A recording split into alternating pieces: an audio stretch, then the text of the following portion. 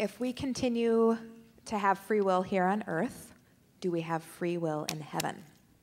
All right. I think in a sense, yes, but in a sense, no. And this is how I make sense out of it. I don't see anything in the Bible that suggests that we'll ever have the possibility of falling once we hit whatever the final stage is. The final heaven, there will be no falling from that. At least there's nothing in the Bible that suggests that. Now, you ask the question, well, then how does that reconcile with the idea that love must be chosen? Because if love must be chosen, then we must have the choice in heaven, which means we could choose to fall back into hell. And there's a number of ways of thinking about that. But here's how I see it. There's an old piece of ancient wisdom. It goes back at least to Aristotle and maybe before him. And it comes out through a teaching of his in Nicomachean Ethics, where he says, our choices become our habits, and our habits become our character, and our character, if persevered in, becomes our destiny. Actually, Heraclitus, about 500 years before him, said something similar, or 200 years before him, said something similar. We start by making our choices, but our choices end up making us. And those of you who have been on the block a couple of years probably know that. Our character is getting formed.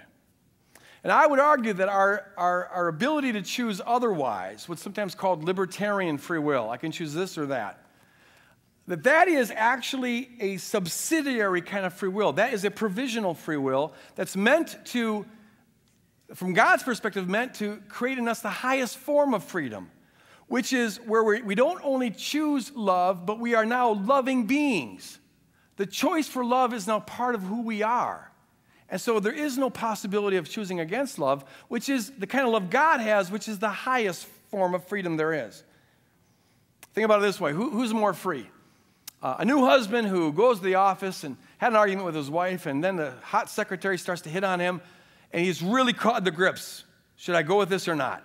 And he rustles over it and rustles over it. Oh, I could. Kind of like Tom Hanks in that one movie, was called Babysitter or something like that, where he's like, should I have this affair or not? He's caught in the grips. Fortunately, he chooses the right way.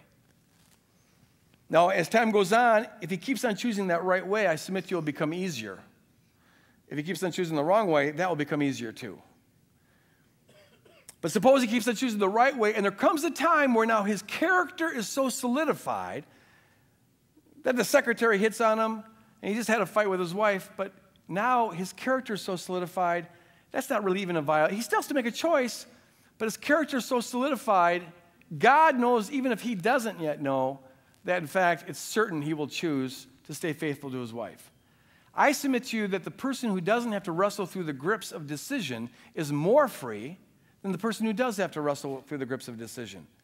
But you couldn't get to the higher freedom unless you went through the lesser freedom. And I think that's God's program, is we are to make choices that form our character. And the goal is ultimately either we're in the highest form of freedom there is, which is we're no longer just beings who choose love, but we are loving beings. And that is the highest form of freedom there is. Or we go to the lowest form of bondage there is, which is we're beings who can't love. We've lost the capacity to love, and we're totally imploded in on ourselves. And so as far as I can see it, the eternal state is solidified in one of two directions, ultimately.